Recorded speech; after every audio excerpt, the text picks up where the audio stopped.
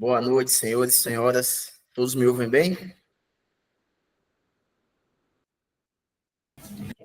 Boa noite, Major. Tudo certo. Boa noite, Major. Tranquilo. Então, vamos iniciar. Acredito que todos me conhecem, mas vou me apresentar. Sou o Major Francélio. A gente vai estar trabalhando com as disciplinas de Defesa Civil e Salvamento Aquático, acredito, assim como no concurso passado, certo? Todo mundo está vendo a apresentação? Vou mudar a tela aqui para a gente iniciar.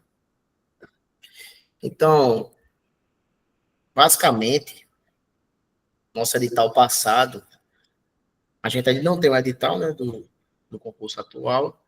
Enquanto isso, a gente vai trabalhar com o edital passado e assim que for possível, a gente ter essa informação, a gente vai ajustando. Então, o conteúdo de defesa civil é um conteúdo extenso, né? Para uma probabilidade ali de 1 a 2 questões, né? Então, a gente vai ter que abordar esse conteúdo. A gente viu no edital passado que utilizou o livro base aí, né? Noções Básicas de Proteção e Defesa Civil. O capítulo 2, que pegou ali os principais conceitos e o histórico nacional. O capítulo 3, que é o contexto nacional, e incrementou esse capítulo 5, aí, que é a atuação municipal. O retrasado, a gente não tinha essa questão municipal, que é muito extensa também, porém a gente tinha o contexto internacional, da América Latina e Caribe, né? Então a gente ainda não sabe o que será cobrado, porém iremos trabalhar principalmente esse capítulo 2, certo? É o que a gente vem observando que mais cai nos concursos de CFS, como também de CHO. E assim que a gente tiver esse novo edital, a gente vai ajustando. Tranquilo? Todo mundo tem acesso a esse material. Se não tiver, eu vou disponibilizar tanto a apresentação, como as questões que a gente pretende resolver hoje, assim como esse material base. Então, hoje iremos abordar os principais conceitos. É um tema muito importante, como eu falei. E, se possível, histórico nacional e ocorrência de desastres. Inicialmente, só por curiosidade aí, o símbolo da Defesa Civil, a gente observa as cores, o laranja, que é a cor, inclusive a cor do salvamento, né? Mas nesse caso aí associado à solidariedade, certo? O azul vai estar associado também à questão da serenidade, da tranquilidade necessária no atendimento dessas ocorrências de desastres, né? As mãos simbolizando o cuidado, o amparo, né?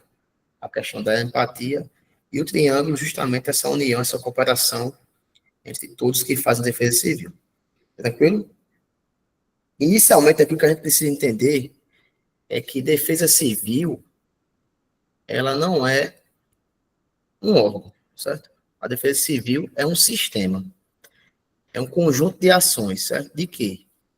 Principalmente preventivas, né?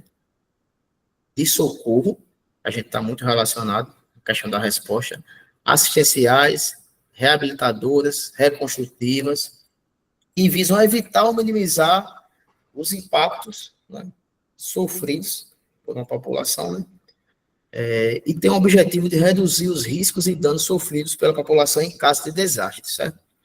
Então, a proteção e defesa civil, ela, como eu falei, é um sistema. Eu acho que esse sistema existem órgãos que vão organizar, certo? Vão ser diretores dessas ações, né? Então, como o sistema vai envolver as esferas governamentais, federal, estadual, municipal, a sociedade civil, né, organizada, as ONGs, ou seja, todos unidos com o objetivo de reduzir os riscos e os danos sofridos nos desastres. Tranquilo?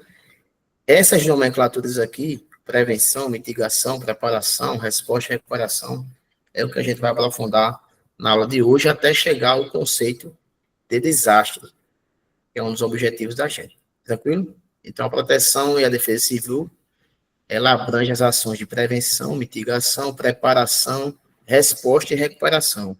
O conjunto dessas ações é um processo contínuo, integrado, ó, sabe?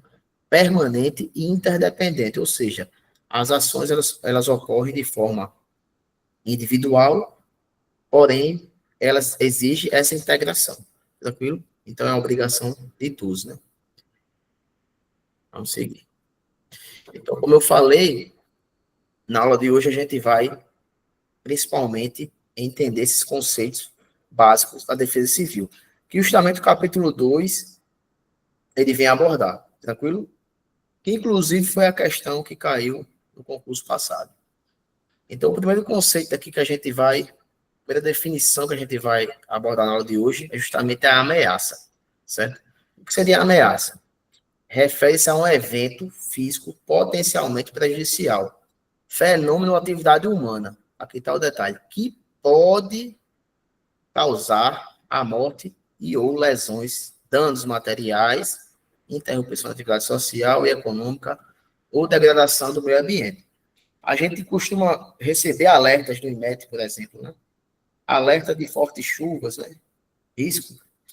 Alerta vermelho, alerta amarelo. Então, isso aí é o quê? Uma ameaça, na verdade. Ameaça de quê? De um desastre? Ameaça de um evento, certo? Esse evento pode ser adverso, como a gente vai ver mais na frente, ou não. Tranquilo? Então, a ameaça justamente é esse evento físico que ele pode causar, que a gente vai ver mais na frente, um evento adverso e, consequentemente, pode causar um desastre. Próximo conceito aqui que a gente vai ver é justamente em relação a esse evento. Quando o fato previsto realmente ocorre, ou seja, ele se torna um evento, certo? Realmente vai chover. Previu que iria ter chuvas e choveu, certo? Então, esse evento ocorreu. Assim, a chuva, o deslizamento ou um acidente perigoso, uma vez que ele ocorre, ele passa a ser algo real, na verdade. Portanto, deixa de ser uma ameaça e, dependendo dos danos e prejuízos causados por esse evento, a ameaça se transformou em um evento. E, pela sua gravidade, pode se tornar um evento adverso, que é justamente o fenômeno causador de um desastre, né? Como exemplo que eu dei aí, as fortes chuvas, o terremoto, por exemplo. Tranquilo? Qualquer dúvida pode perguntar, viu, pessoal? A gente vai com calma mesmo, para a gente ir avançando nesse conteúdo que é muito importante, certo? Dano, certo? A gente falou ali de dano e falou de prejuízo, vamos diferenciar dano de prejuízo, certo? O que seria o dano? O dano, ele vai medir justamente a intensidade dessa lesão, certo? Resultante desse evento adverso que a gente definiu. Então, número de mortes, por exemplo, perda humana, material, ambiental, física, funcional, resultante da falta de controle sobre esse risco, certo? A gente vai definir mais na frente o que é risco também. Intensidade de perda humana, material, ambiental, induzida às pessoas, comunidades, instituições, instalações e ou ecossistemas, como consequência do desastre, certo? Os danos causados por desastre classificam-se em danos humanos, materiais e ambientais. Então, justamente vai ser a intensidade dessa lesão que aquela comunidade, aquela área afetada, ela vai sofrer. Se a gente for medir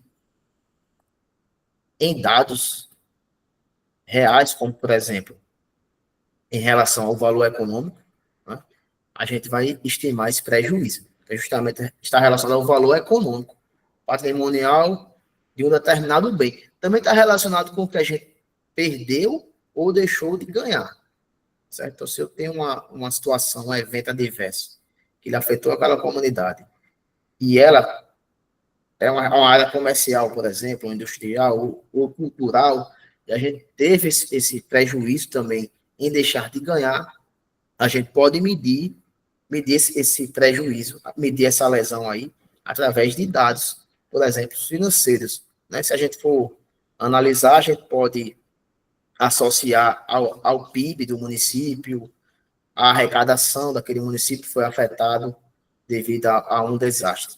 Tranquilo? Então, os prédios econômicos devem ser comparados com a capacidade econômica do município. Isso é muito comum, certo? Os prédios sociais relacionam-se à interrupção do funcionamento ou com colapso de serviços essenciais, como assistência médica, pessoas que foram prejudicadas, que não conseguiram realizar cirurgias, por exemplo, né? Questão de abastecimento de água, quantidade de casas que ficaram sem sem esse serviço essencial. Então, esse é o prejuízo. Temos aqui mais uma definição muito importante, que é a vulnerabilidade, que está relacionada ao ambiente, né? Então, é justamente a exposição socioeconômica ou ambiental do cenário sujeito à ameaça natural, tecnológica ou de origem antrópica. Praticamente é o quê? Relacionada às ações do homem, certo? A gente observa hoje em dia que, mesmo os desastres naturais, que a gente vai ver mais na frente, eles sofrem, sim, a influência do homem, né? A influência humana vai agravar, em diversos casos, essa ameaça natural, certo? Indica como as condições pré-existentes fazem com que os elementos expostos sejam mais ou menos propensos a ser afetados. Se a gente observar essa imagem aqui, está um pouco pequena, a gente pode ver que é uma comunidade, né? E ela está instalada, como quase sempre, em uma área de risco, né? A gente pode observar aqui uma barreira, a gente pode observar também a vulnerabilidade social que esse ambiente apresenta, na verdade, educacional, econômica, né? E, consequentemente, a gente tendo um evento adverso, essa região aqui, ela vai estar mais propícia à ocorrência de um desastre, né? Ela apresenta uma fragilidade que, consequentemente, vai causar mais danos a essa população, tranquilo? Então, justamente essa exposição.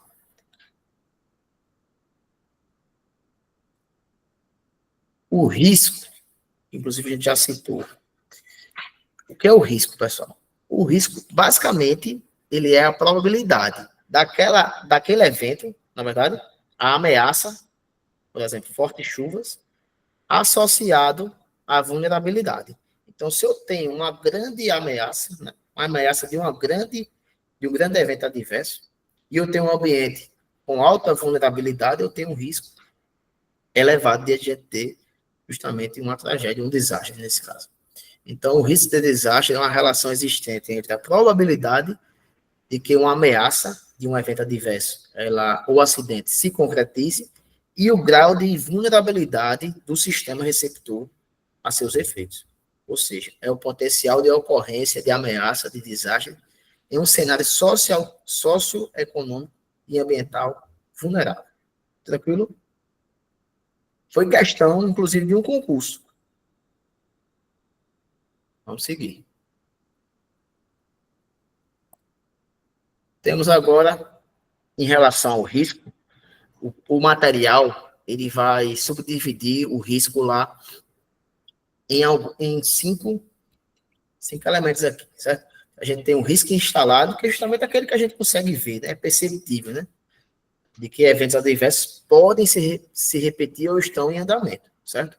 Então, se a gente está numa comunidade que fica localizada próxima a um rio, periodicamente a gente tem a situação de fortes chuvas, a gente pode ter uma situação de alagamento, tranquilo? Uma enchente, no caso.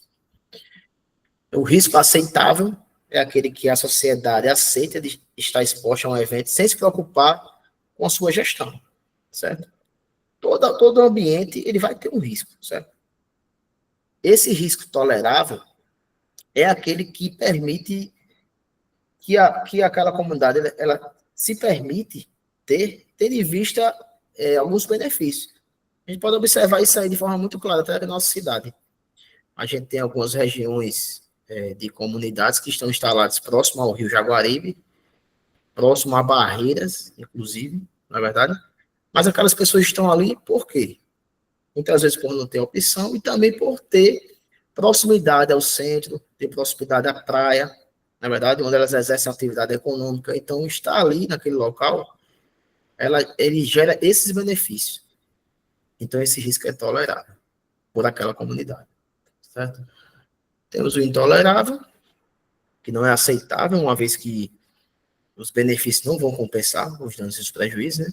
E o residual, que sempre vai existir, mesmo com medidas de diminuição desses riscos, sempre vai existir esse risco residual, né? Que de maneira geral sempre existirá e que é reduzido através de medidas de mitigação, que a gente vai ver o que significa isso aqui. Está relacionado justamente com a redução dos riscos, certo? Tendo em vista que muitas vezes a gente não consegue evitar o desastre, mas a gente consegue mitigar. Tranquilo? A gente observa aí essa imagem, certo? Nela a gente pode ver alguns conceitos aqui que a gente já abordou, né? Onde é que a gente pode observar aí a ameaça e a vulnerabilidade, certo? A gente vê uma nuvem aqui, né? Aparentemente, isso é uma charge, né? Uma nuvem carregada, né? Então, a probabilidade de chuva, a gente vê aqui uma barreira com fissuras, com pedras expostas, a gente vê em relação à vulnerabilidade, um ambiente, casas precárias, né? Um ambiente socioeconomicamente vulnerável também. Então, a gente pode ver que é uma situação de alto risco, na verdade, tendo em vista a ameaça da chuva, a gente ainda vai ter essa elevação do risco de um desastre, por exemplo, tendo em vista o que está instalado aqui, né? Essa fragilidade dessa comunidade. Tranquilo? Pois não, Rodrigo. Comandante, vamos dizer, esse trinômio, vulnerabilidade, risco e ameaça, o Estado nunca trabalha no risco e na ameaça porque não depende de fatores externos. Ele sempre trabalha em cima da exposição, da vulnerabilidade. Exemplo, militares e bombeiros em um fogo. O fogo é ameaça, o risco é inerente à profissão. E onde é que se trabalha para mitigar, como o senhor falou aí, os acidentes? Utilizando EPI, utilizando equipamentos para evitar que tenham acidentes. Então, dois deles, o risco e a ameaça, eles são, muitas vezes, não dependem da capacidade humana para diminuir os riscos, e sim na vulnerabilidade ou exposição. Certo. Importante essa sua observação. A gente fica até estranho aqui na Paraíba a gente falar de defesa civil, né? Porque no nosso estado a gente não está muito ligado à defesa civil, diferente de outros estados, né? Onde o bombeiro ele participa muito forte da defesa civil estadual, né? A gente associa muito aqui a nossa ação à fase de resposta, na verdade. A gente vai ver mais na frente esses conceitos e debater melhor esse tema, certo? Mas a defesa civil ela vai envolver todas essas fases pré-evento, né? Durante o evento e pós-evento, certo? Então, justamente, o investimento aqui, a atenção governamental, ela é importantíssima. A gente vai ver que na fase de prevenção, inclusive, a retirada de pessoas desse ambiente de alto risco, né? É uma ação preventiva, né? A gente vai debater mais na frente e vai ficar mais claro também essas questões.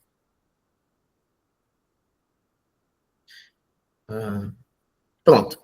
Agora a gente chegou no conceito principal da aula de hoje, que é justamente o conceito de desastre. Por isso que a gente vê aos poucos, porque munidos dessas informações, a gente consegue definir muito claramente o que é o desastre, certo? Nada mais é que o resultado de eventos adversos. Olha lá o que eu falei? Chuva, fortes ventos, terremotos, a seca, por exemplo, certo? Uma situação de uma pandemia, né? Então, é resultado de eventos adversos, naturais, tecnológicos, a gente vai entender aqui como de origem humana, certo? E a gente pode ver também algumas literaturas de origem mista, né? Que justamente vai envolver tanto a questão natural como a questão humana, né? Sobre um cenário vulnerável, certo? Exposto à ameaça, né? Que se concretizou no caso aí, né? No evento. Causando, aí que tá o principal desse conceito. Para ser um desastre, é necessário que danos humanos, materiais ou ambientais e consequentes o quê? Prejuízo, certo? Porque a chuva em si, por exemplo, as queimadas no Pantanal, elas vão sempre ocorrer, na verdade, né? Isso por si só não é um desastre. Porém, a partir do momento que a gente tem, justamente, danos humanos, né? Pessoas são afetadas, pessoas perdem as vidas, a agricultura é afetada, a indústria, a gente tem prejuízo, né, financeiro, de maneira geral, a gente vai ter sim um desastre, certo? Então, o desastre não é o evento em si. Eita, uma forte chuva, se for um desastre, não foi. Então, o que vai ser o desastre é se esse evento ele realmente ele venha a causar danos e prejuízos às pessoas, ao meio ambiente, aos negócios, por exemplo. Tranquilo? Ficou bem claro? Vamos seguir. Outro conceito importante aí, a resiliência. Já caiu também em prova. Não sei se foi do CFS ou foi CHO. O que é esse conceito, pessoal? Pelo que o próprio nome nos traz, né? É utilizado na administração de desastres para caracterizar comunidades que têm o quê? A capacidade de retomar ao seu equilíbrio após sofrer algum tipo de desastre. Eu acho que um exemplo forte disso aqui, por exemplo, o Japão, né? Aquela nação, ela tem uma característica forte na resiliência, né? Já passou por questões de guerra, é uma área que também apresenta diversos fatores ambientais, né? Terremotos, de tsunamis, e é uma situação, a resiliência é um fator que a gente realmente deve desenvolver, né? A capacidade de a gente tanto reagir a uma situação dessa, como também de se recuperar. Interessante que os locais aqui no Brasil, por exemplo, a região sul, né? Ela apresenta, o estado de Santa Catarina, mais especificamente, é um estado onde ocorrem diversas situações, né?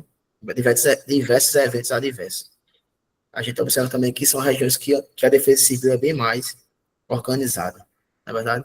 Então, essa sociedade, ela necessita realmente ter uma resiliência bem apurada. Tranquilo? Então, a gente pode classificar, seguindo aí nesses conceitos, a gente pode classificar os desastres, como eu falei já, de origem, quanto à origem, né? Como naturais, tecnológicos, a gente também pode ver como mistos, na verdade, que é o que hoje em dia, se a gente for analisar, é o que mais ocorre, né? A gente tem a questão do aquecimento global, diversos outros fatores que não estão diretamente relacionados ali ao homem, mas diretamente a gente acaba contribuindo de forma negativa para que esses eventos ocorram. Quanto à evolução, a gente pode ter os desastres súbitos, aqueles que vão ocorrer de maneira abrupta, né? Ou de evolução aguda, também muito rápida. A gente também tem os graduais. Aqui a gente, um evento súbito aqui, um sinistro, uma ocorrência, uma queda de um avião, por exemplo. Esse evento pode se transformar num grande desastre, não é verdade? Então vai ser de forma súbita, né?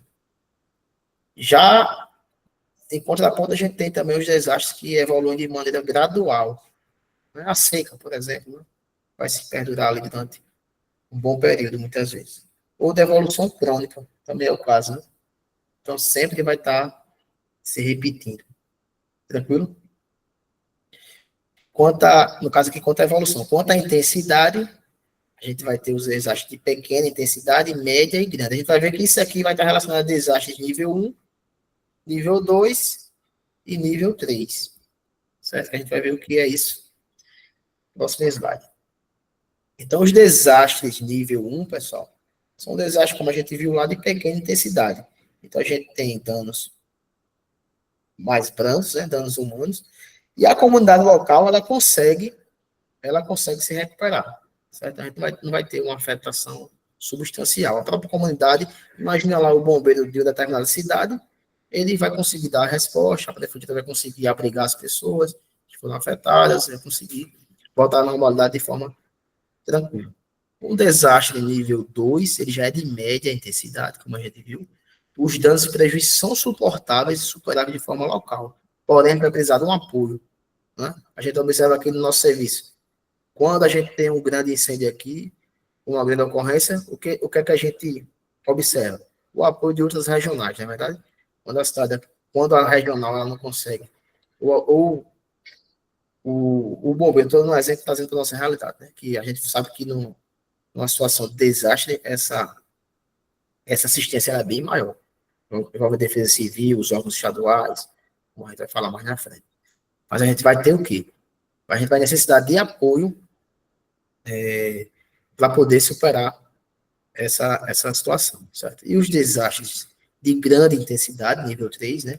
Os danos e prejuízos não são superáveis e suportáveis, certo? Pelo local. Então, a gente vai ter que ter uma mobilização muito maior. A gente vai ver que isso aqui vai estar relacionado também com estado de calamidade, certo? Estado de emergência, melhor dizendo, estado de calamidade. Nesse caso aqui, ó, de um desastre nível 3, a gente vai ter que ter a coordenação aqui do Sistema Nacional de Proteção e Defesa Civil, certo? A gente vai ter a destinação de recursos, a gente vai ver também como é que isso vai ocorrer, certo? Desastres nível 1 e 2, ou seja, declaração de situação de emergência, e desastres de nível 3, e seja na declaração de estado de calamidade. Certo? O que é isso?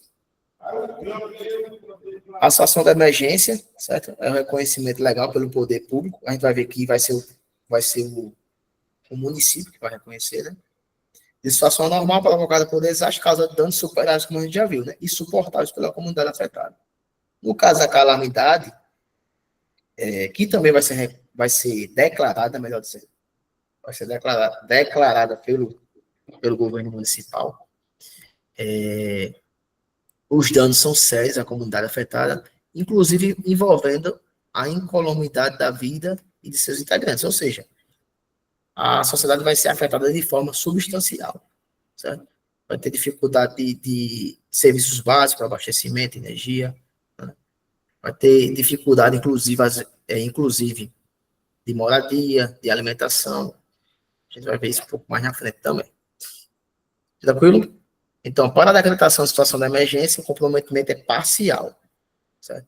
No caso de estado de calamidade, o comprometimento é substancial. Tranquilo?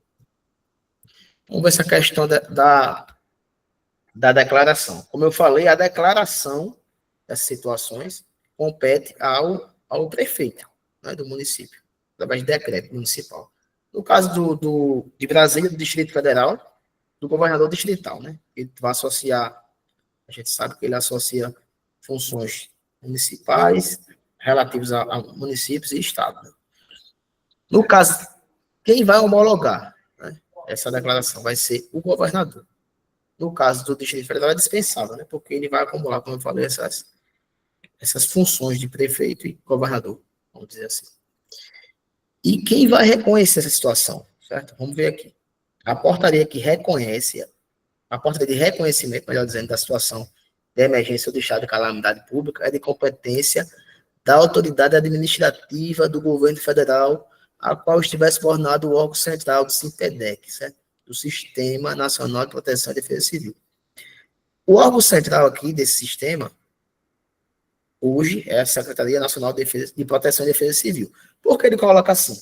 Porque a gente sabe que, dependendo na mudança de governo federal, podem ser alterados, né? Essas nomenclaturas, o posicionamento da Secretaria de Defesa Civil, Proteção e Defesa Civil, ela pode mudar de ministério, como já ocorreu, né?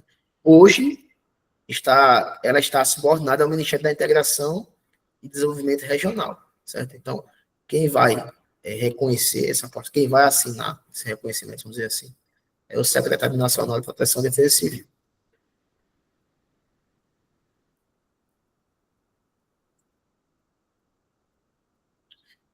Certo. Então, ó, o que é que a gente pode observar? Veja que a gente fala proteção e defesa civil hoje em dia, né?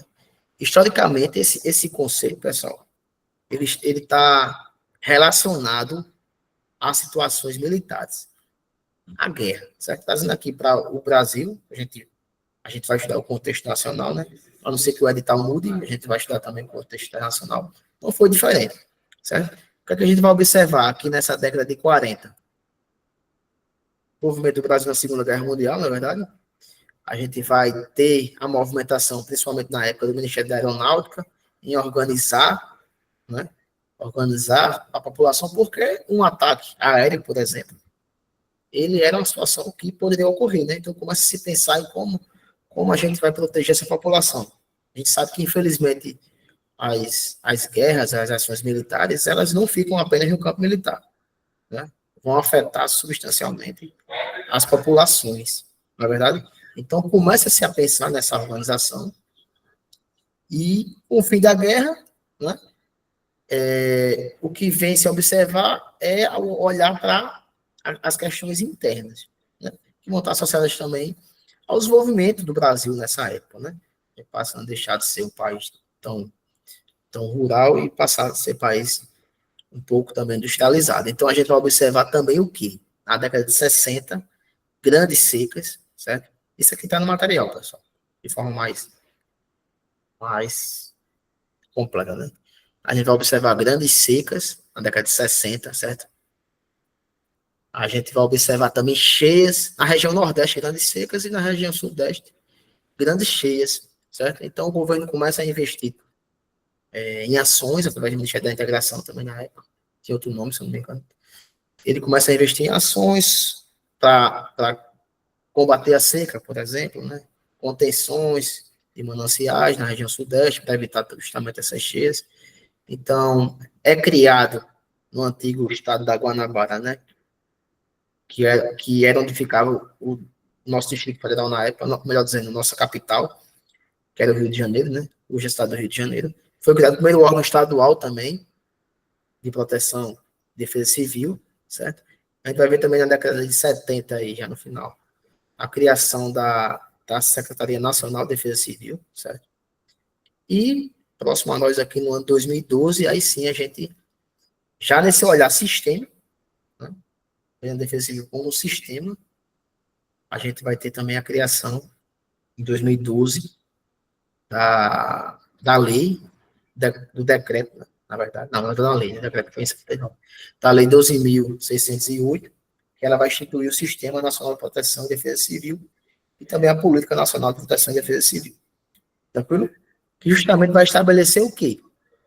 Aquilo que o Rodrigo vem falando. Não é só a gente responder a um desastre, a um evento desse. A gente precisa o quê? Fortalecer a nossa sociedade, utilizar todos os nossos recursos, né, de maneira sinérgica, para o quê? Prevenir, mitigar, preparar, responder e recuperar, certo?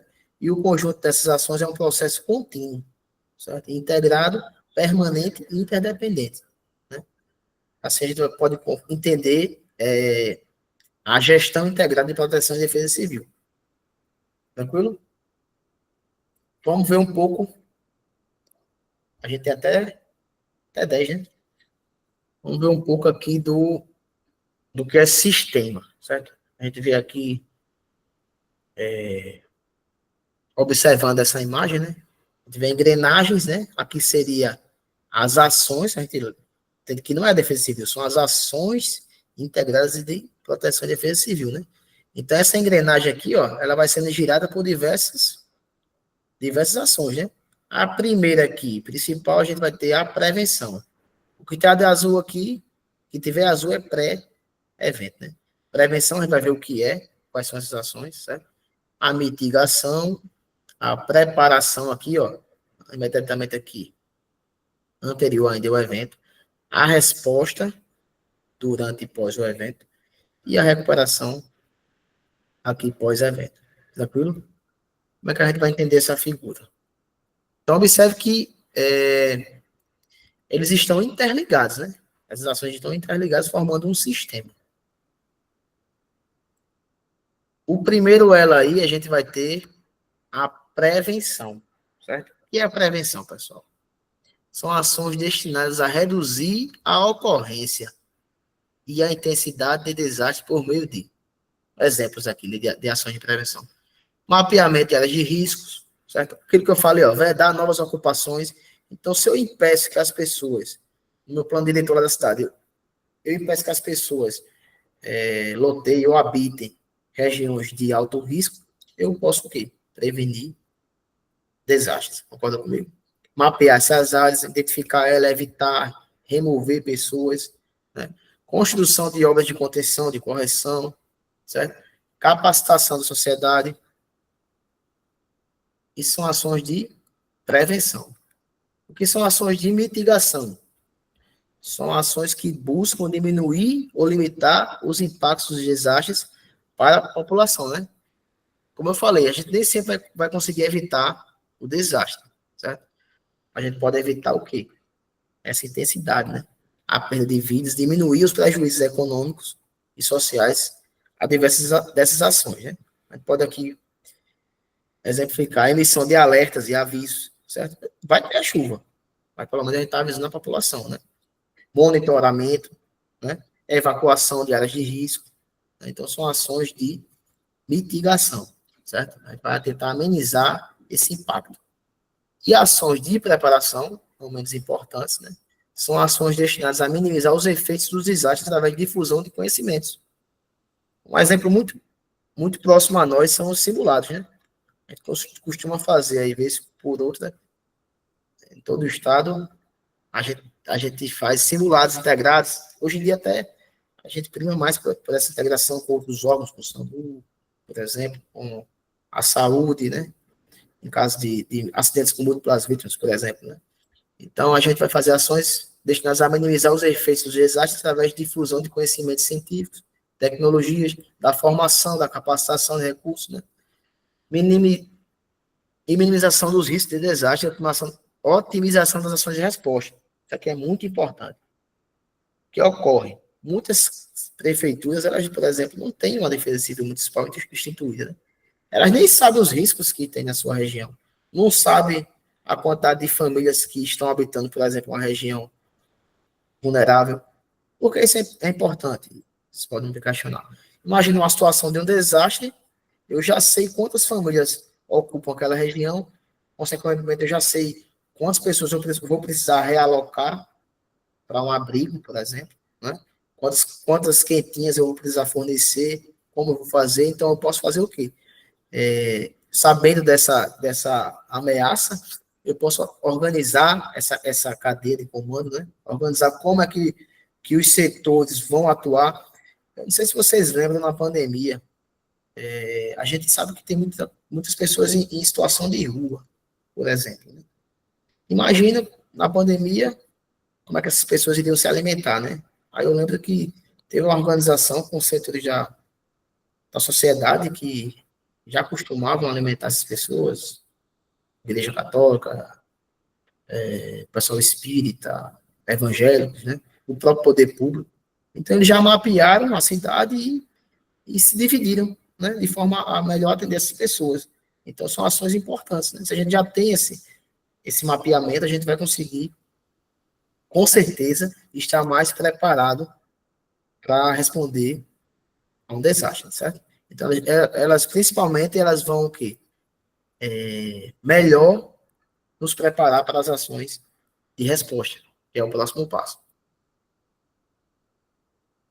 Essa aqui é o que está próxima da gente, atualmente, principalmente, né, aqui. Porque a gente está muito ligado a essas ações, né, de assistência à população, principalmente de busca, salvamento e socorro, né, tirar aquelas pessoas daquela situação. Aqui é papel constitucional dos corpos de bombeiros, né? Então, são ações imediatas de resposta ao desastre, certo? Para socorrer a população atingida.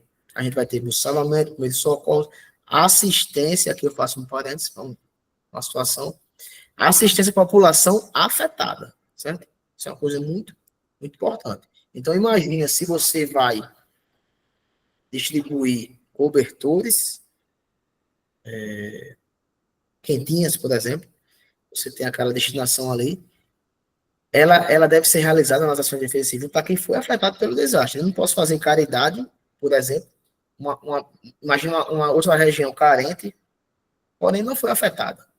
Imagina um bairro nobre que foi totalmente inundado, pessoas milionárias, certo? Aquele cara milionário ali, imagina uma tragédia como aquela do Rio Grande do Sul.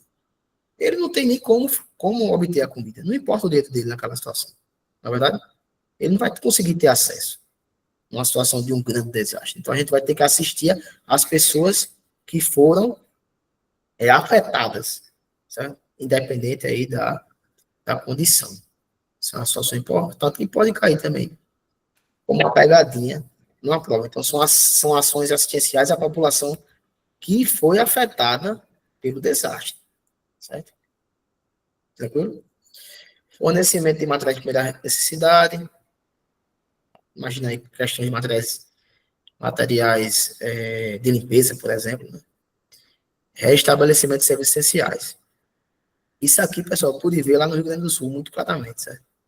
Eu, por exemplo, eu dei uma quentinha para o cara que é dono do supermercado. Você tem noção, né?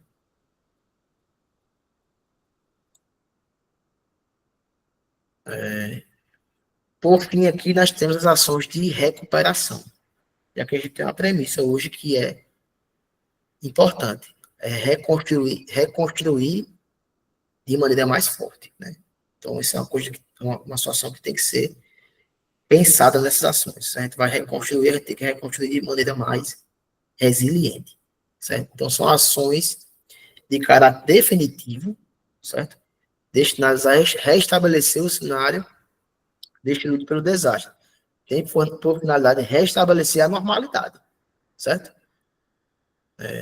Por meio de reconstrução, recuperação de obras de infraestrutura danificadas ou destruídas com o foco principal na redução de riscos. Isso que eu falei, né? A gente construir de maneira mais forte. Na resposta aqui, pessoal, a gente também tem o restabelecimento de serviços essenciais, certo? Fornecimento de energia, de água, então são situações que são essenciais. Na recuperação, a gente vai ter justamente as ações definitivas, por exemplo. Major, boa noite. Só para confirmar aí, a mitigação vai acontecer depois que o desastre aconteceu. Confere? Negativo. A mitigação é uma ação pré-evento, certo? Ela está aqui, ó, no azul, certo? Ela é pré-evento. Eu vou fazer o quê? Vou tentar reduzir a vulnerabilidade. Vamos pensar assim, certo? Na mitigação, eu vou tentar diminuir justamente essa perda de vidas, diminuição de prejuízos econômicos e sociais. Tranquilo? Eu não posso evitar o desastre, mas eu posso fazer com que ele afete menos as pessoas. Na prevenção, eu quero evitar o desastre, eu quero que ele não ocorra. Certo? Na mitigação, eu vou realmente diminuir, amortecer esse impacto, certo? Só para enriquecer a discussão, né? A definição de mitigação, na apostila aqui, né, no capítulo 2, fala de medidas e atividades imediatamente adotadas para reduzir ou evitar as consequências do desastre. Então, deu a entender que já foi Mas não é. imediatamente após a ocorrência, né? Olha aqui, ó. Mitigação, tá onde? Veja aí. Permissão, Major. Sebastião, ele está Mas, falando reduzir o risco do desastre. Não é o desastre, não. É o risco do desastre. Então, o risco é antes. Mas ele fala em reduzir as consequências também. mas é Exato, as prévio. consequências que vão ser decorrentes do risco. Entendeu? Você já teoriza qual vai ser a consequência. Você imagina que aquela barreira vai cair. Então, essa consequência, a barreira cair, como você vai mitigar esse risco? É isso aí. Olha, prevenir, mitigar e preparar é antes, certo? São ações anteriores ao desastre. Vamos resumir isso aqui. Inclusive, foi a questão da prova passada que a gente vai responder no final, certo? Revisando, certo? Revendo, né? Prevenção, medidas e atividades prioritárias anteriores à ocorrência do desastre, destinadas a evitar ou reduzir a instalação de novos riscos, certo? Então, vou reduzir a ocorrência de desastre, certo? Eu quero diminuir riscos, certo? Lembra lá de risco? Sim. Certo? A mitigação, que é a dúvida aí muito, muito importante que a gente dirimir. Medidas e atividades, por conta disso aqui, né? Imediatamente adotadas, né? Adotadas de maneira, como é que eu posso dizer? É que aqui ele fala prioritárias, ele não queria repetir prioritárias, de maneira que elas são importantes, né? Assim que identificadas, que a gente identifica esse risco, a gente deve imediatamente adotar essas medidas, certo? A gente não deve esperar. Então, são medidas e atividades imediatamente adotadas para reduzir ou evitar as consequências do risco de desastre, certo? Então, a gente tem aquele ambiente lá vulnerável, as pessoas não vão sair dali. Se eu pudesse tirar aquelas pessoas de lá, eu evitaria o problema. Concorda comigo? Mas a gente sabe que essa, inclusive, é a realidade. Né? Aqui em João Pessoa, inclusive, foi até bem trabalhado em algumas áreas. Populações foram retiradas de áreas de barreira, por exemplo. Né? Então, a gente pôde realmente, foram feitas casas populares. Tal. Esse seria o ideal. Mas a gente sabe que muitas vezes a gente não tem como tirar, né? Então, a gente vai fazer o quê? Vai tentar reduzir as consequências. Já que a gente não pode tirar de lá, vamos tentar reduzir essa consequência, né? Reduzir e evitar esse risco de desastre. Tranquilo? Preparação. A gente já viu também, são medidas e atividades anteriores também aqui, ó, à ocorrência de desastre, destinadas a otimizar as ações de resposta. Então, aqui a gente está se preparando, vai acontecer, inevitavelmente, né? Um desastre, a gente está se preparando para responder a ele, certo? A gente vai nos fortalecer. Vai nos fortalecer como instituições que vão responder ou a sociedade que vai enfrentar essa situação. Pode falar, Edmilson. Boa noite, Major. Isso da mitigação, por exemplo, é o que está acontecendo ali na barreira do Castelo Branco, né? A gente fazendo aquela obra ali para diminuir o risco que todo ano, quando estava ali, tem o deslizamento. Então, aquilo seria uma obra de mitigação, correto? Mas veja que também, inclusive essa semana teve uma desapropriação, né? De pessoas que moravam lá em cima. Prevenido também, não é verdade? Eles fizeram essa contenção lá, estão fazendo, né? E também retiraram pessoas de áreas onde o risco não era aceitável. Certo? O risco não era aceitável. Então, aquelas pessoas de algumas áreas lá da barreira foram retiradas. Inclusive, deve ser indenizadas, né? Mas isso ainda não é questão nossa, é questão de direito, né? Tranquilo? Isso mesmo, a gente reduziu os riscos de acidentes, não só de desastre, né? De acidentes, inclusive, eu não sei, o pessoal mais antigo pode até ter visto, eu não sei como é que um carro ali não foi soterrado. A gente, quando chovia forte, sempre tinha um deslizamento ali de terra, né? Ações de resposta, então são medidas emergenciais, aqui está o detalhe, né? Realizadas durante e após, certo? Durante e após, enquanto tiver pessoas precisando de assistência, a gente vai estar realizando a resposta. Existem desastres aí que perderam por diversos meses, né? Então, são medidas realizadas durante e após o desastre que visam ao socorro e assistência da população, aquilo que eu falei, ó. Toda a população, não, a população atingida, certo? E ao retorno de serviços essenciais, certo? Tranquilo? Saúde, né? Segurança, educação, água, energia, internet, hoje pode ser serviço essencial, dependendo da situação, certo? Então, tem a ver com socorro e assistência.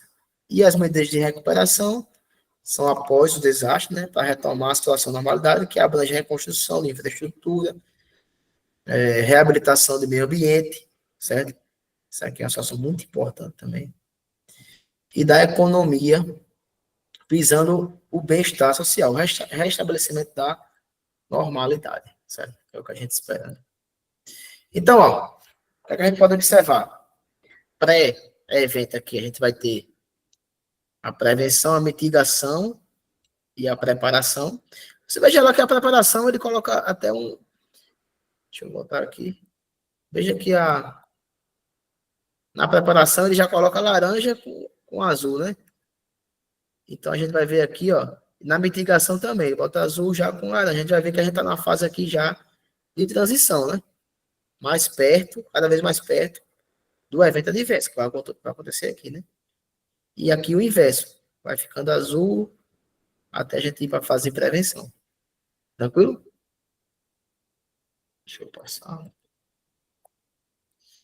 Então, pré-evento, né? Antes aí, durante e pós aqui, que a resposta vai estar nessa transição. E o pós-evento a gente vai ter a as ações de recuperação. Tranquilo? Vamos observar aí essa figura. O que a gente pode observar aqui, pessoal? A gente vê aqui um ambiente urbano, né? Então, uma forte chuva aqui no ambiente urbano, ela pode gerar um alagamento. Hoje, o alagamento não tem relação com o manancial, com o rio, né?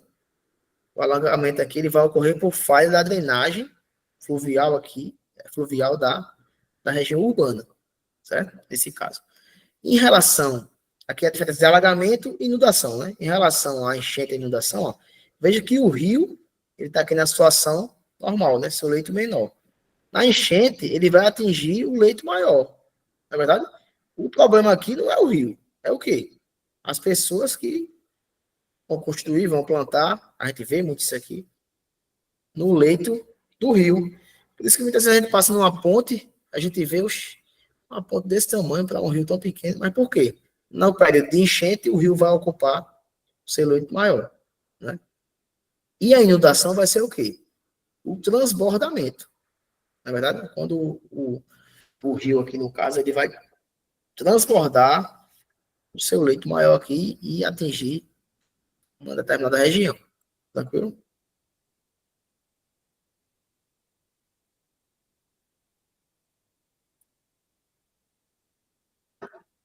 No Brasil, as ocorrências de desastre, em especial os de origem natural, coincidem com a deteriorização das condições de vida nas cidades e o aumento populacional, como a gente falou, né? Então, a gente vai ver nas grandes cidades uma concentração de pessoas em áreas, né? Áreas de risco, né? Então, isso vai fatalmente aumentar esse risco de desastre, certo? Então, segundo o Atlas, o Atlas de Desastre do Brasil, os desastres que mais afetam o território brasileiro são seca, somente aqui na nossa região nordeste, seca, estiagem, inundação brusca, inundação gradual, vendaval, ciclone ou granizo. Então, a gente pode ver aqui no nosso histórico nacional, né? Essa seca aqui, pessoal, é conhecida como seca dos 2 certo? Foi de 1877 a 1879, né? Então, essa seca aqui, inclusive, relatada em várias literaturas, né? Essa seca, a gente teve também um grande êxodo, né? Muita gente saiu aqui do Nordeste e foi para outras regiões, né? Então, aqui, ó, o estado mais afetado foi o Ceará, certo? Houve uma grande migração, ó, pela fome mesmo, né? Inclusive dentro do próprio estado, né? O pessoal lá das regiões mais afetadas, consequentemente o sertão, grande população se deslocou para o litoral, né? Então, a gente teve aqui aproximadamente a morte de estimas, né? De 500 mil pessoas. Imagine o que é isso, né? Imagine como isso foi devastador nessa época. Foi associado, inclusive, também a um surto de varíola, né? Veio a seca, veio também uma epidemia. Certo? A gente vê também aqui um registro importante, os deslizamentos de terras que ocorreram na região aí de São Paulo, ó, na década de 60, certo? 436 mortes. O acidente do Césio, esse aqui é bem conhecido, né? Radiológico aí, ó. Césio 137, ocorrido em 87, em Goiânia, onde 1.000 pessoas foram expostas, né? 129 apresentaram sintomas e foram medicadas e 4 pessoas morreram, né? Lógico que muitas pessoas foram afetadas aí com doenças, né, relacionadas à exposição ao longo dos anos. A gente também pode observar aqui um grande desastre aqui em 2008, certo? Foi fortes chuvas em Santa Catarina, 80 mil pessoas desalojadas. Vocês sabem a diferença de desalojado e desabrigado, pessoal? Alguém sabe? É uma definição importante, ó. O desalojado, certo? Alguém quer falar? Não. O desalojado, ele tem que sair da casa dele, certo? Fato. A casa dele lá não tem condição de permanecer. É orientado ele sair da casa dele. Porém, ele tem para onde ir. Tem um familiar que mora na região, tem um amigo. Então, ele tá desalojado, porém, ele tem onde se instalar. O desabrigado, é o desalojado que não tem para onde ir. Tranquilo? Então aí o poder público vai gerir essa situação para que essa pessoa tenha um abrigo, né? Um abrigo comunitário, um abrigo provisório, para que ela possa sobreviver e aguardar o restabelecimento da normalidade, certo? Então a diferença é essa. Se cair alguma prova, na prova, alguma coisa, alguma questão relacionada a isso, o desabrigado é o desalojado que não tem abrigo, certo? O desalojado, ele saiu do seu alojamento, mas ele tem onde ficar. Então, nesse caso aqui, 110 mortos, né? 429 mil pessoas afetadas. Olha aqui o prejuízo. 4,7 bilhões de reais.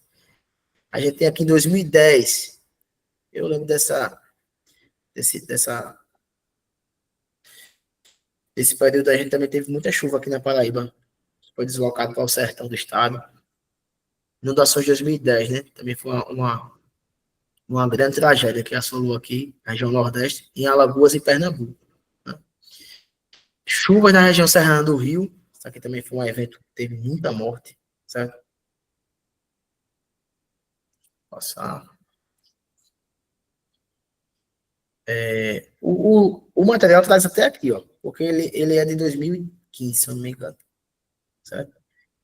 A gente tem aqui o rompimento da barragem de Regente de Mariana, foi uma grande tragédia, né? Um desastre também industrial, né?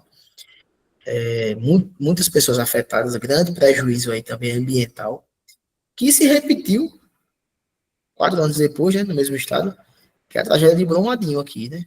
O maior acidente de trabalho do Brasil, né? Um dos maiores também, certo?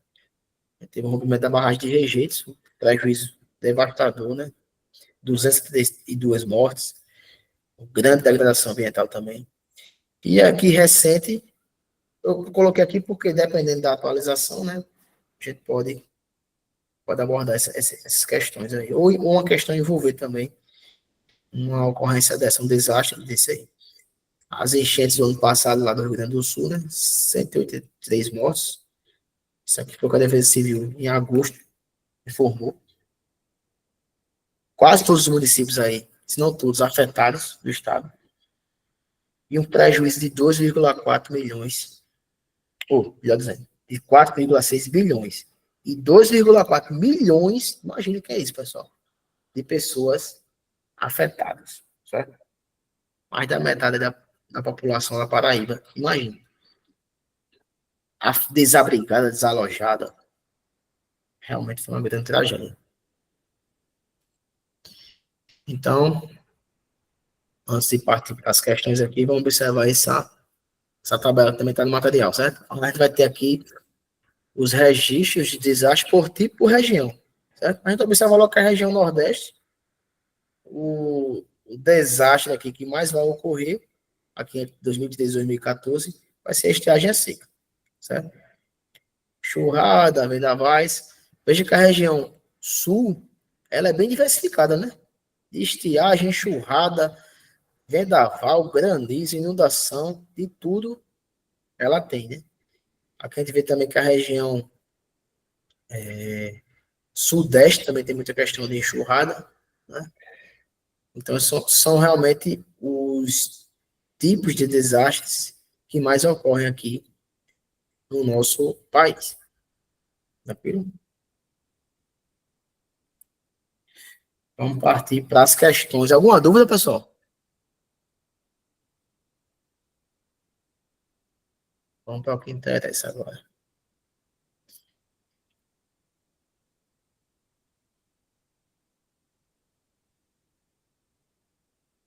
Deixa eu colocar aqui.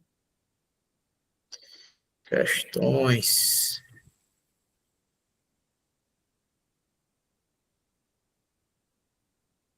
Todo mundo tá vendo?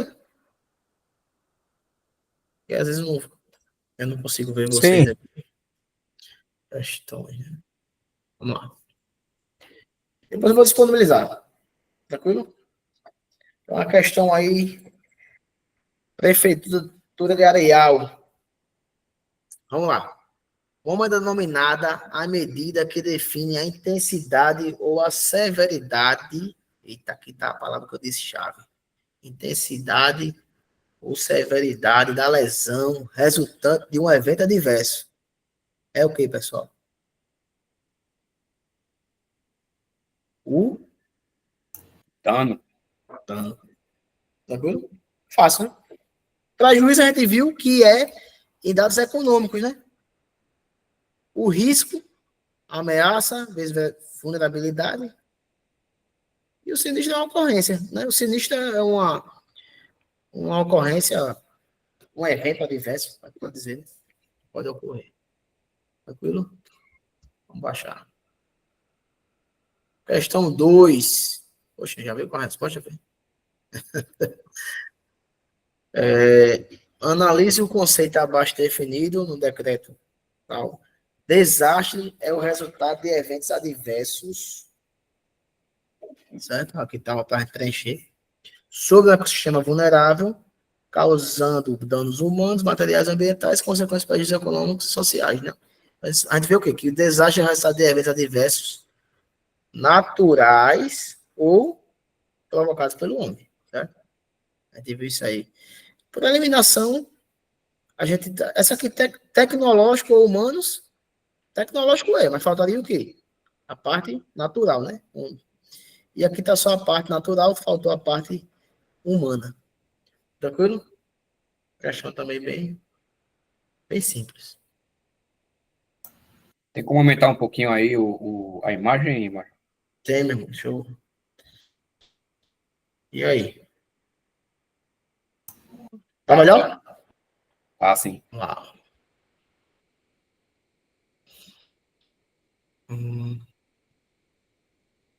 Relacione os tipos de ações de defesa civil aos seus respectivos conceitos, certo? A gente vai ter aqui, ó, ações de socorro, ações de assistência às vítimas, tem a ver com resposta, né? Ações de restabelecimento de serviços essenciais, ações de reconstrução e ações de prevenção, certo? Vamos lá. Ações imediatas, ações imediatas de resposta aos desastres com o objetivo de socorrer a população, que a gente faz, né? Atingida, como exemplo, ações de busca e salvamento. Isso é o quê, pessoal? Socorro. Ações de socorro. Tranquilo.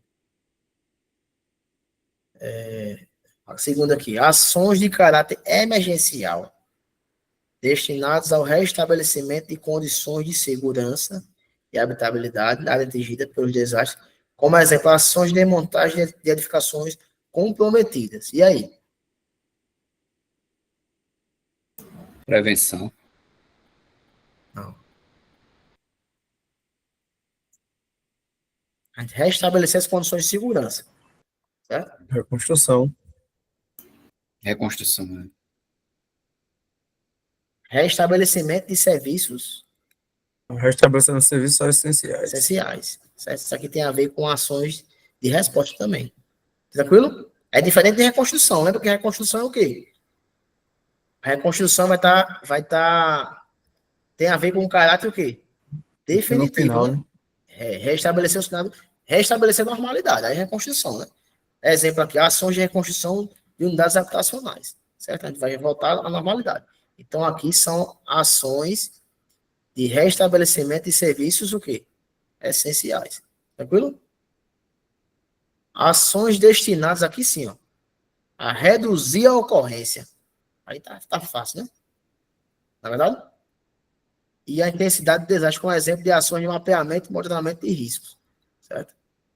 Aí Nesse sim, caso, vai ter prevenção. ações de prevenção. A gente tá agora aqui.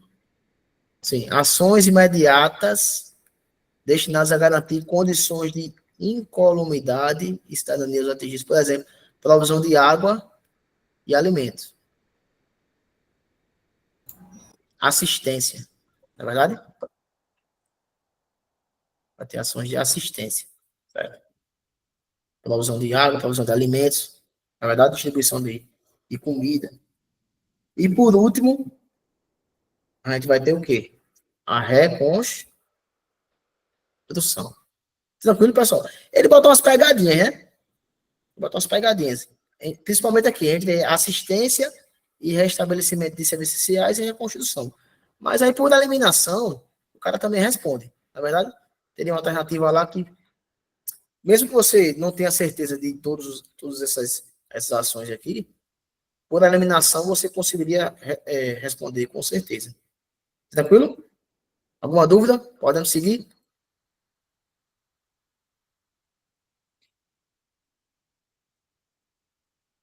Vou seguir, hein? Tranquilo, Marcos? Não consigo ver vocês quando eu apresento aqui. Vamos lá. Quarta questão, eita. CHO 2018. Quem fez essa prova? Alguém? Acho que não, né? Vocês são mais jovens. Questão 4. Capacidade de um sistema, comunidade ou sociedade exposta a um desastre em resistir. Aí o cara já sabe. Absorver, adaptar, se recuperar de seus efeitos de modo oportuno e eficaz. O que inclui a preservação e restauração de suas estruturas e funções básicas. Qual das alternativas refere esse texto acima? Resiliência. Resiliência, uma capacidade. Verdade. Tranquilo? Vamos lá. CFS. Alguém vai fazer CFS aqui? Tem? Ordem é CHO, né? Em relação aos conceitos de ações de proteção e defesa civil, correlacione a coluna 1 e 2. Bom, prevenção, preparação, resposta e recuperação. Vamos lá. Medidas e atividades anteriores à ocorrência do desastre para melhorar ações de resposta. Ações de preparação, não é verdade? Medidas emergenciais durante ou após o desastre. São ações de resposta. Resposta. Medidas e atividades anteriores ao ocorrência do desastre para reduzir a instalação de novos riscos. Prevenção. Reconstrução da infraestrutura e reabilitação do meio ambiente e economia. Recuperação. Tranquilo? Vai dar qual aí? Vocês, tem um gabarito lá no final. Sexta questão. Ao informar danos humanos, são considerados como. Ao informar danos humanos, são considerados como desabrigados as pessoas não localizadas ou de destino desconhecido. Não. Que é desaparecido, né? B. Quem são as pessoas desabrigadas, né? Vamos lá. Acabei de falar, né? Cujas habitações foram danificadas ou destruídas que não precisam de um abrigo temporário. Quem são esses aqui, pessoal? Eu falei. Desalojados. Não é isso? Desalojadas estão desalojadas. Que necessitam de um abrigo temporário. Essa é a alternativa correta. Concorda comigo? A pessoa está desalojada, ou seja, teve sua habitação danificada ou destruída e não tem para onde ir. Na verdade, ela necessita de um abrigo temporário. Esses são os desabrigados. Feridas, aí é só para completar. Sétima questão. Vamos lá. A situação anormal provocada por desastres, causando danos e prejuízos que impliquem comprometimento substancial da capacidade de resposta do poder público ao ente atingido, denomina-se de... E aí? É situação de emergência ou é estado de calamidade pública? Comprometimento substancial, certo? Então é o quê? Estado de calamidade pública. Tranquilo, pessoal? Aí tá a diferença. Aqui tá o gabarito. Vamos ver aqui a prova do ano passado. A questão caiu. Vamos ver se o pessoal responde com a aula de hoje. Se o cara assistisse a aula de hoje, ele já ia acertar a questão. Deixa eu apresentar. Rapaz, essa hora é pesado, né?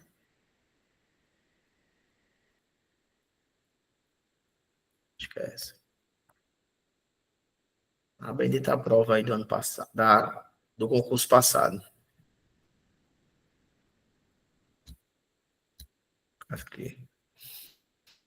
Dá um zoom. São quantas questões específicas? São 10, hein?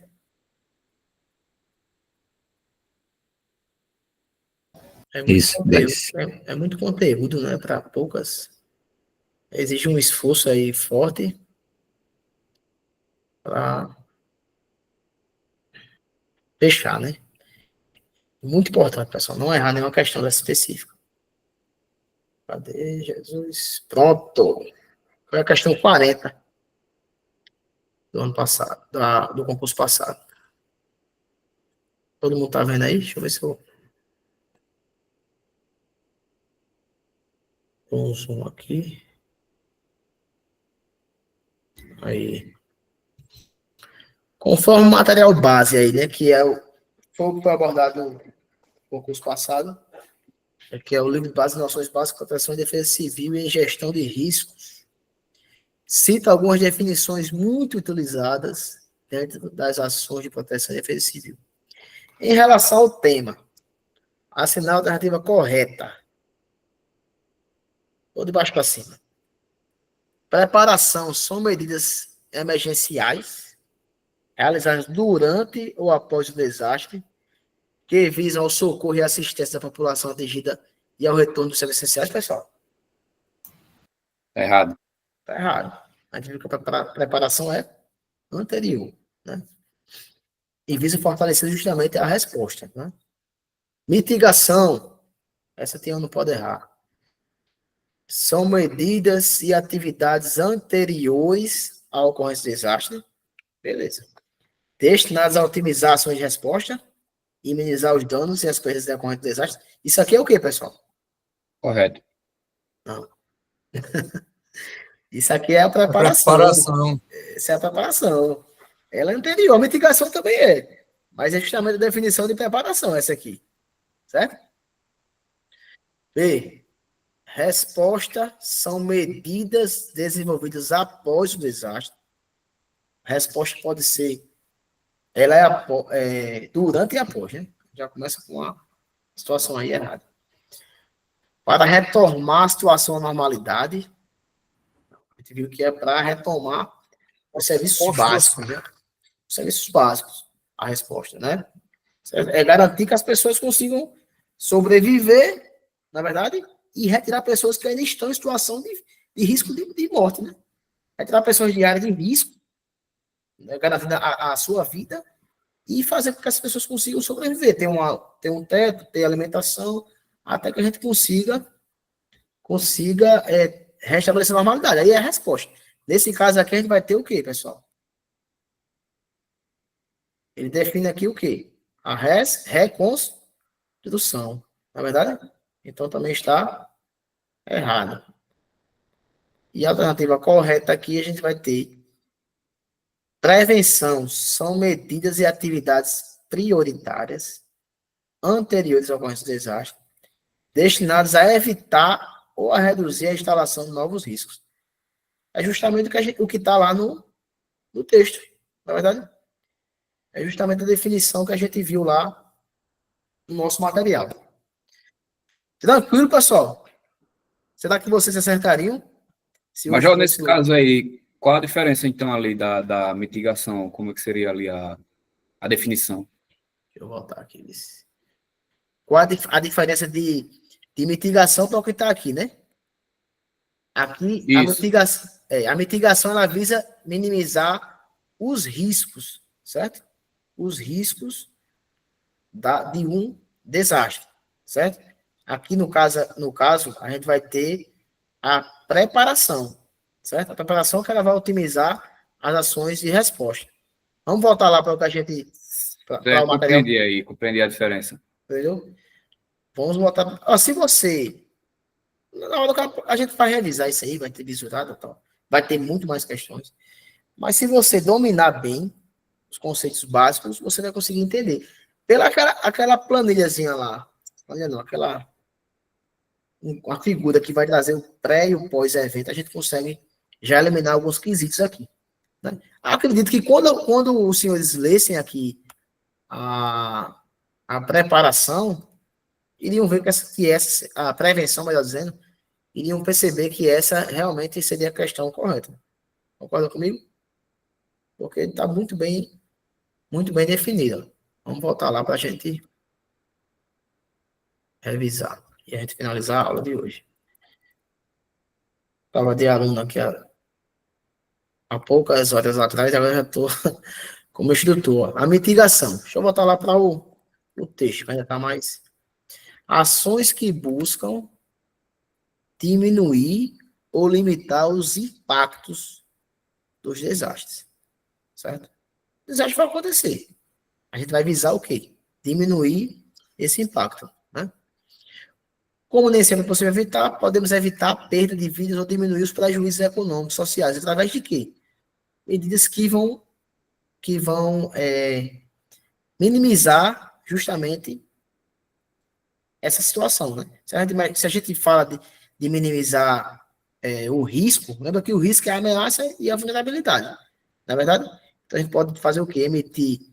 Já que eu não posso tirar aquelas pessoas de lá, eu posso pelo menos avisar elas. Né? Que vai acontecer uma forte chuva, para o cara sair da sua residência, avisar que pode ter o risco de inundação, de enchente, né? Monitorar, evacuar. Seria uma prevenção ao inevitável, né? Justamente. Gostei da sua definição. Já que é inevitável, né? Vamos buscar, pelo menos, minimizar os efeitos disso que é inevitável, né? Já que é inevitável, vamos minimizar esse efeito, que principalmente é o quê, pessoal? Proteger a vida das pessoas. Não é verdade? Garantir a segurança das pessoas.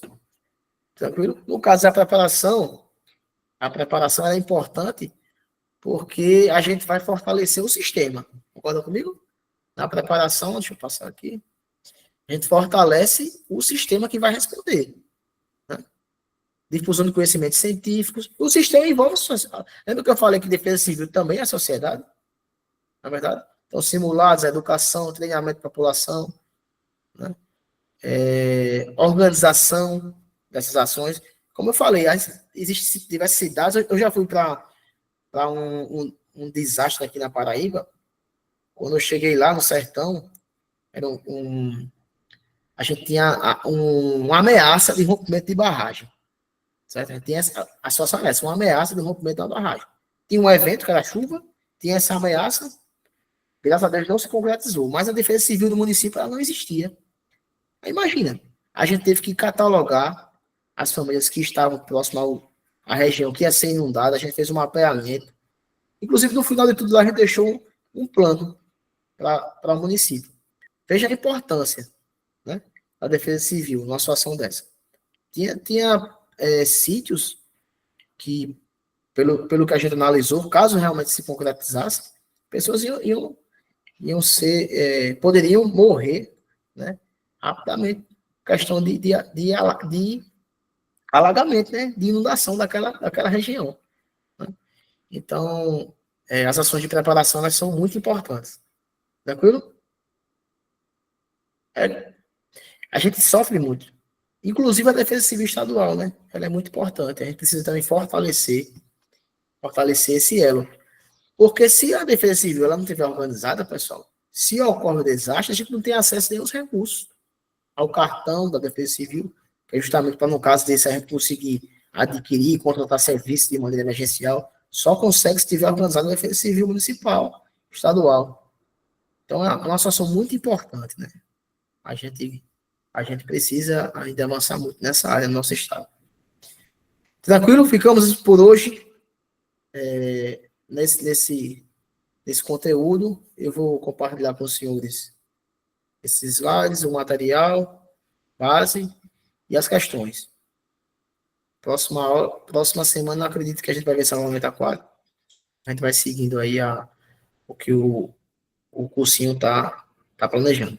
Qualquer situação, pessoal, pode manter contato comigo. Espero que tenham gostado da aula de hoje. Mas, João, você pode compartilhar a prova também, ou não? Posso sim. Se alguém puder me chamar aí, eu vou passar meu contato aqui. Aí você me chama no Zap e eu compartilho.